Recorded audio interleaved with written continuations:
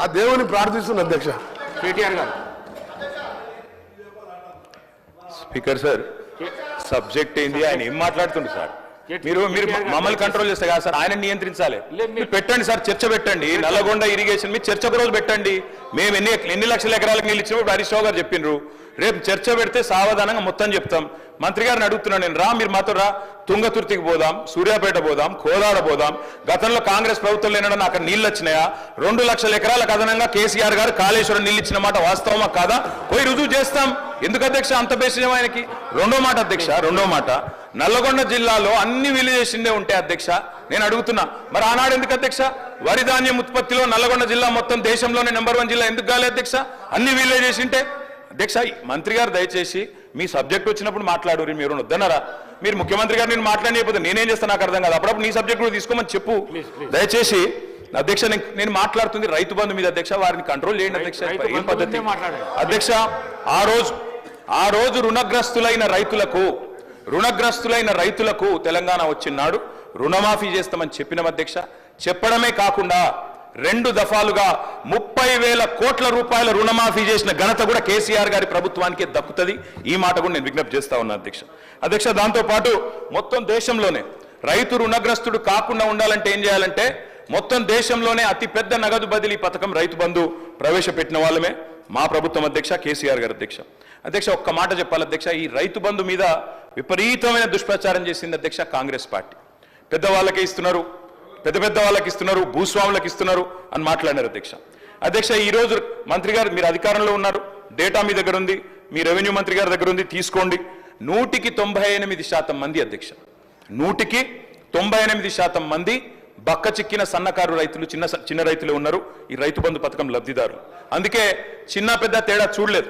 నేను ఇందాక మీరు రేవంత్ రెడ్డి గారు రాకముందు కూడా నేను చెప్పిన, మళ్ళీ చెప్తున్నా, మహబూబ్ నగర్ జిల్లాలో 30-40 ఎకరాలున్న రైతులు కూడా రైతు కూలీలుగా మారిన పరిస్థితి. అందుకే మేము పరిమితి పెట్టలేదు, అట్లాంటి ఆలోచన చేయలేదు, ఎగబెట్టాలన్న ఆలోచన చేయలేదు. వ్యవసాయ రంగం గాడిన పడేదాకా, వ్యవసాయం స్థిరీకరించబడేదాకా ఎన్ని కోటి ఆశలతోనైతే తెలంగాణ సాధించుకున్నారో తెలంగాణ రైతులు, వాళ్ళ కళ్ళల్లో వెలుగు నిండేదాకా ఖచ్చితంగా రైతుల మీద కోతలు పెట్టకుండా, రైతులకు పాబంది పెట్టకుండా మేము ఈ పథకాన్ని అమలు చేయాలని నిర్ణయం తీసుకున్నాం. భవిష్యత్తులో కూడా అట్లే అమలు చేయాలని చెప్పి మేము ఖచ్చితంగా ప్రభుత్వాన్ని కోరుతా ఉన్నాం. తప్పకుండా అదే రకంగా చేయాలని కోరుతా ఉన్నాం అధ్యక్ష. అశోక్ గులాటి, అరవింద్ సుబ్రహ్మణ్యం, రఘురామ్ రాజన్, అభిజిత్ బెనర్జీ లాంటి నోబెల్ గ్రహీతలు, అదేవిధంగా ఐక్యరాజ్య సమితి FAO వాళ్ళు కూడా, ఫుడ్ అండ్ అగ్రికల్చర్ ఆర్గనైజేషన్ మంత్రి గారు, వారు కూడా అభినందించిన పథకం రైతు బంధు. రైతును ఆదుకోవడానికి, వ్యవసాయాన్ని కాపాడుకోవడానికి ఈ తరహా పథకమే మేలని చెప్పి ఆ ఆర్థికవేత్తలు చెబితే, పశ్చిమ బెంగాల్ మన నుంచి ఆదర్శంగా తీసుకున్నది కృషి బంధు పెట్టింది. ఒడిశా మన నుంచి ఆదర్శంగా తీసుకొని కాలియా పథకం పెట్టింది. ఆఖరికి బీజేపీలు బయట చెప్పారు కానీ PM కిసాన్ కూడా కాపీ కొట్టి పెట్టిన పథకమే అధ్యక్ష. రైతు బంధును కాపీ కొట్టి PM కిసాన్ అని పెట్టుకున్నారు, కానల్లా కట్టింగులు పెట్టింది అధ్యక్ష. ఇప్పుడే మంత్రి గారు చెప్పారు అధ్యక్ష, 11 సీజన్లు 11 కాలాల పాటు 73,000 కోట్ల రూపాయలు రైతు ఖాతాల్లో జమ చేసిన ప్రభుత్వం కేసీఆర్ ప్రభుత్వం. ఆకలి కేకల నేలను అన్నపూర్ణగా మార్చింది BRS ప్రభుత్వం. రైతు విలువ పెరిగింది, రైతు భూముల విలువ పెరిగింది, సాగు సంబరమైంది. రైతు రంది మార్చిన గేమ్ చేంజర్ రైతు బంధు. అదేవిధంగా అధ్యక్ష, ఒక్క మాటలో చెప్పాలంటే ఏం జరిగింది అంటే, 2014లో ఆనాడు కేవలం, ఇది నా లెక్క కాదు అధ్యక్ష, RBI లెక్క, 2013-14లో ఆనాడు 34,30,000 ఎకరాల్లో సాగైతుంటే ఆనాటి ప్రొడక్షన్ 106,86,000 టన్నులు. ఇది RBI లెక్క అధ్యక్ష.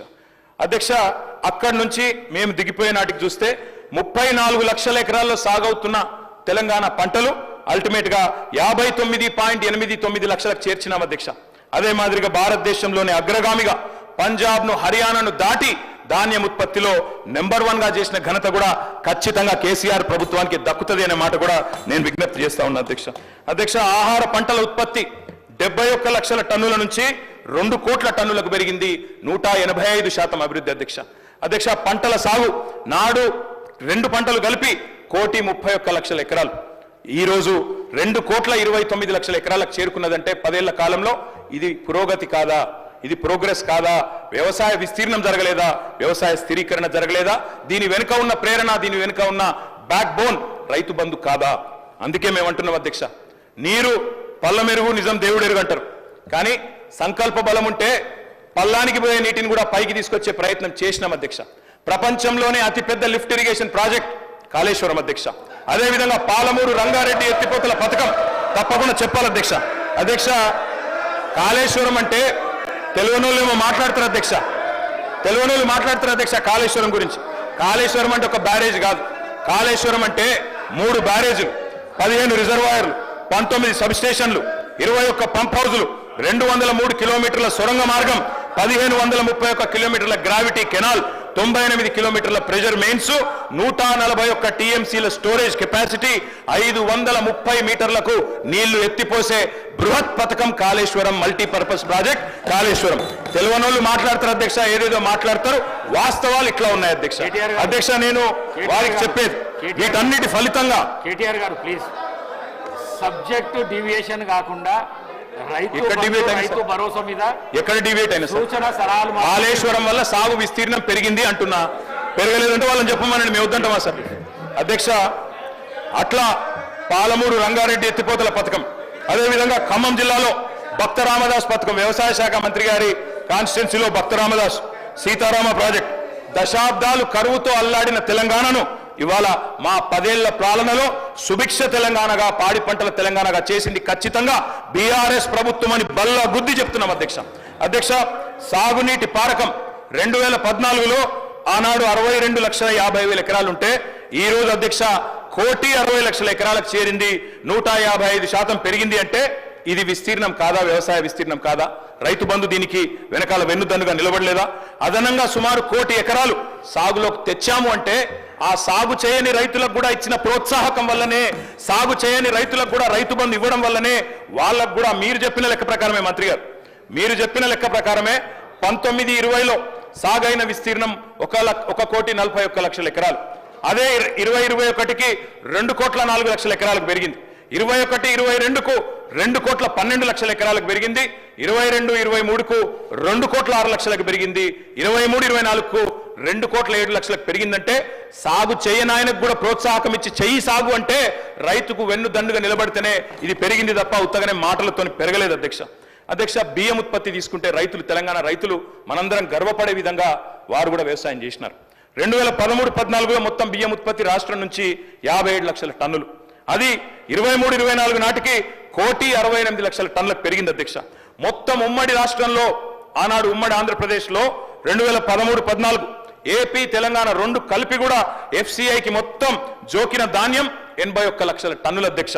కానీ దక్కడి నుంచి ఈ 2021 వస్తే కేవలం 6 ఏళ్లలోనే 95,00,000 టన్నులు ఒక్క తెలంగాణ రైతులు పండించిన ధాన్యమే ఎఫ్సిఐ కొనలేక చేతులెత్తేసే పరిస్థితి వచ్చిన మాట వాస్తవమా కాదా? మా గౌరవ వ్యవసాయ మంత్రి గారు నేను అడుగుతా ఉన్నా అధ్యక్ష. 10 ఏళ్లలో మొత్తం 10 ఏళ్లలో కేసీఆర్ గారి ప్రభుత్వంలో రైతన్నల నుంచి మా ప్రభుత్వం కొనుగోలు చేసిన ధాన్యం విలువ 1,34,000 కోట్లు అధ్యక్ష. 1,34,000 కోట్లు అనే మాట నేను విజ్ఞప్తి చేస్తా ఉన్నా. ఆనాడు 14-15లో మరి 24,00,000 టన్నులు మాత్రమే కొనుగోలు చేస్తే వారికేం సంబంధం సార్? వారికేం సంబంధం సార్? ఇదేం నా తర్వాత వారికి ఇవ్వండి. I'm not yielding sir, I'm not yielding sir, I'm not yielding sir అధ్యక్ష. 2022-23లో I'm not yielding sir, sir I'm not yielding, I'm not yielding sir. తర్వాత నా తర్వాత వారే మాట్లాడతారు. I'm not yielding, I'm not yielding sir. 2022-23లో ఒక ధాన్యం మొత్తం కొనుగోలు 1,30,00,000 టన్నులకు పెరిగింది అధ్యక్ష. అధ్యక్ష కళ్ళం నిండా ధాన్యం వచ్చింది, కళ్ళ నిండా ధైర్యం వచ్చింది.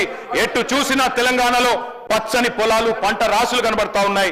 పంజాబ్ను, హర్యానాను తలదన్నే విధంగా దేశానికే ధాన్య భాండాగారంగా మార్చింది తెలంగాణను ఖచ్చితంగా కేసీఆర్ ప్రభుత్వమే. ఈ విషయంలో ఎవరికి కూడా అనుమానాలు అవసరం లేదు అధ్యక్ష. అధ్యక్ష ఈరోజు ఒకనాడు వలసలు ఇక్కడి నుంచి పోయేవాళ్ళు అధ్యక్ష, తెలంగాణ నుంచి రైతులు. కానీ ఇవాళ మన తెలంగాణకు వలసలు వస్తా ఉన్నారు అధ్యక్ష. ఉత్తరప్రదేశ్ నుంచి, జార్ఖండ్ నుంచి, ఒరిస్సా నుంచి, బీహార్ నుంచి పక్క రాష్ట్రాల కూలీలు మన రాష్ట్రానికి వస్తున్న మాట వాస్తవం కాదా అధ్యక్ష? పత్తి చేనులలో పత్తేరుతున్న మాట వాస్తవం కాదా? ఇవాళ వలసలు వాపసైనాయి, పల్లెలు కలకల్లాడుతున్నాయి. అదేవిధంగా పాత ఇల్లులు సదురుకున్నారు, కొత్త ఇల్లులు కట్టుకుంటా ఉన్నారు. ఇవన్నీ కూడా ఖచ్చితంగా తెలంగాణలో వ్యవసాయం పండుగగా మారిందని చెప్పడానికి ఒక సంకేతం అధ్యక్ష. ఒక్కొక్క ఊళ్ళే బొడ్రాయి పండుగ చేస్తే లక్షలు ఖర్చు పెట్టి చేస్తా ఉన్నారు అధ్యక్ష. ఎందుకంటే వ్యవసాయం బాగైంది, సాగు బాగైంది, రైతు బాగైంది. మేము ఢిల్లీకి పోయినాం అధ్యక్ష. కేంద్ర మంత్రి గారిని అడిగినాం, కొన అంటుండ్రు, ఎందుకు కొనరు బియ్యం అని. ఆయన అన్నాడు ఇంతెట్లా పెరుగుతుందా, ఏం చమత్కారం చేసిండు అన్నాడు అధ్యక్ష. చమత్కారం కాదు అధ్యక్ష, బృహత్కార్యం చేసినాం కాబట్టే బ్రహ్మాండంగా అల్టిమేట్ గా ధాన్యం కొనుగోలు పెరిగినాయి, రైతు ఆత్మహత్యలు తగ్గినాయి. ఆనాడు 2014లో 1347 ఆత్మహత్యలు ఉంటే ఈ రోజు 215కు తగ్గినాయి అధ్యక్ష. ఇవన్నీ కూడా వాస్తవాలు అధ్యక్ష. రైతు పచ్చబడితే కొందరికి కళ్ళు ఎర్రబడతా ఉన్నాయి అధ్యక్ష. అన్నదాత బాగుపడితే కొంతమంది ఓర్వలేకపోయింది అధ్యక్ష. 100 ఎకరాల రైతులకు, పెద్ద రైతులకు లాభం చేస్తున్నారని చెప్పి రైతు బంధు మీద దుష్ప్రచారం చేసినారు. తెలంగాణ బడుగు బలహీన వర్గాల రాష్ట్రం. 100కి 95% మంది బక్క రైతులే, చిన్న సన్నకారు రైతులే. వారికి ఇవాళ ప్రభుత్వం ఇచ్చిన లెక్కల ప్రకారం, మా దగ్గర ఉన్న లెక్కల ప్రకారం కూడా అధ్యక్ష, ఇవాళ తెలంగాణలో ఒక్కసారి వాస్తవ లెక్కలు మీరు వినాలి అధ్యక్ష, సభ్యులు కూడా వినాలి. 10 ఎకరాల పైన ఉన్న వాళ్ళు తెలంగాణలో రైతాంగం లెక్కలు తీస్తే 91.33% లబ్ధిదారులు 5 ఎకరాలు దానికంటే తక్కువనే ఉన్నారు అధ్యక్ష. 91.33% 5 ఎకరాల కంటే తక్కువ ఉన్నారు. 5 నుంచి 10 ఎకరాలు ఉన్న వాళ్ళు 7.28% ఉన్నారు. 10 ఎకరాల మీద ఉన్న వాళ్ళు ఎంతమంది అధ్యక్ష అంటే మొత్తం చూస్తే 1.39% ఓన్లీ, 1.39%. 25 ఎకరాల మీద ఉన్న వాళ్ళు ఎంతమంది అధ్యక్ష? 25 ఎకరాలు ఉన్న వాళ్ళు ఎంతమంది? 0.09%.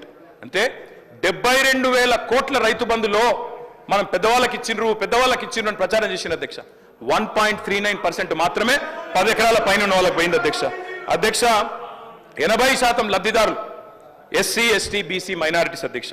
అందులో బీసీలు 54%, ఎస్సీలు 13%, ఎస్టీలు 13%, 70% రైతు బంధు పైసలు ఇవాళ ఎస్సీ, ఎస్టీ, బీసీ రైతుల ఖాతాల్లో పడ్డాయి. మేము ఇందాక అడిగిన అధ్యక్ష మంత్రి గారిని మళ్ళీ చెప్తా ఉన్నాం. ROFR పట్టాలు ఇచ్చినాం, 4.5 లక్షల ఎకరాలకు ఇచ్చినాం.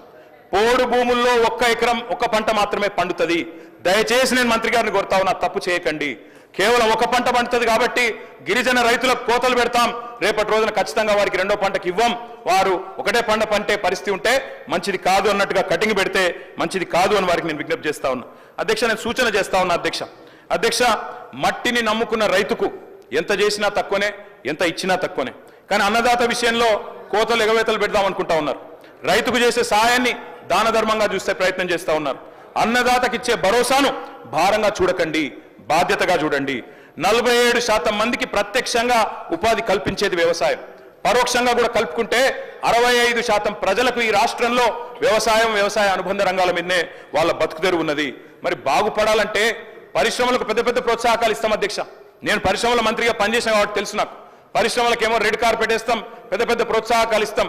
కానీ రైతు కాడికి వచ్చే వరకు మాత్రం కటింగులు పెట్టే ప్రయత్నం చేస్తున్నాం. ఇది మంచిది కాదు అనే మాట కూడా నేను వారికి విజ్ఞప్తి చేస్తా ఉన్నా అధ్యక్ష. కొంతమంది చెప్పారు అధ్యక్ష ఎన్నికలకు ముందు, ముష్టి 10,000 ఎందుకు, ఎకరానికి 15,000 ఇస్తాం, వెంటనే ఇస్తాం. మీరు ఇప్పుడు December 3 ముందు తీసుకుంటే 7,500 వస్తుంది, తర్వాత అయితే 17,000 ఇస్తానని చెప్పిన వాళ్ళు ఉన్నారు. 2 పంటలకు కాదు 3 పంటలకు ఇవ్వాలని మాట్లాడింది అధ్యక్ష. దాంతో పాటు ఇప్పుడు తీసుకుంటే 5,000, December 3 తర్వాత తీసుకుంటే 7,500 అన్నారు అధ్యక్ష. యాసంగి రైతు బంధుకు పైసలు ఆపాలని ఉత్తరాలు రాసిన ఉత్తరాలు కూడా మా దగ్గర ఉన్నాయి అధ్యక్ష. ఎన్నికల్లో గెలిచిన తర్వాత ఇప్పటి వరకు రైతు బంధు లేదు, భరోసా లేదు అధ్యక్ష. ఇక నేను విమర్శ చేయను అధ్యక్ష, కానీ వాస్తవం అధ్యక్ష, ఒక్కొక్క రైతుకు మంత్రి గారు, అగ్రికల్చర్ మినిస్టర్ గారు, గౌరవ రామారావు గారికి